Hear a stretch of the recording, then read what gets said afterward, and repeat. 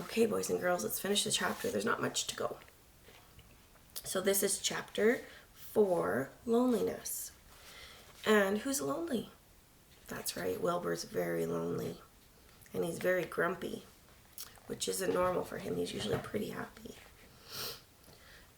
Wilbur watched him disappear into his tunnel. And when he's talking about him, he's talking about Templeton, the rat. In a moment, he saw the rat's sharp nose poke out from underneath the wooden trough. Cautiously, Templeton pulled himself up over the edge of the trough. This was almost more than Templeton could stand. On this dreary, rainy day, to see his breakfast being eaten by somebody else, he knew Templeton was getting soaked out there in the pouring rain, but even that didn't comfort him. Friendless, dejected, and hungry, he threw himself down in the manure and sobbed. Late that afternoon, Lurvy went to Mr. Zuckerman.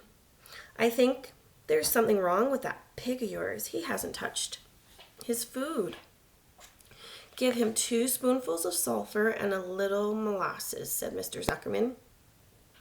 Wilbur couldn't believe what was happening to him when Lurvy caught him and forced the medicine down his throat. This was certainly the worst day of his life. He didn't know whether he could endure the awful loneliness any more. Here's a picture of Wilbur. He looks very sad. Oh, poor Wilbur. Darkness settled over everything. Soon there were only shadows and the noises of the sheep chewing their cuds, and occasionally the rattle of a cow chained up overhead. You can imagine Wilbur's surprise when out of the darkness came a small voice he had never heard before.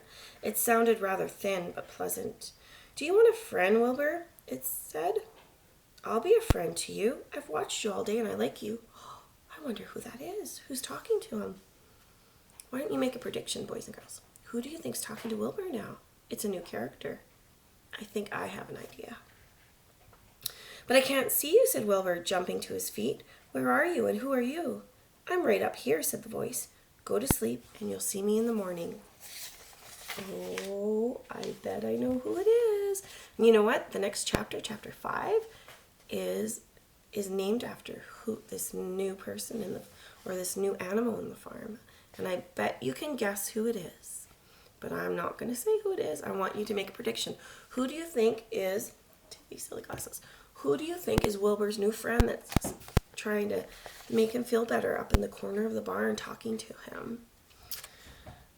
Okay, boys and girls, thank you for listening again. And next week I will have posted on Tuesday, because we have Easter long weekend, chapter 5. Happy Easter, everybody. I miss you.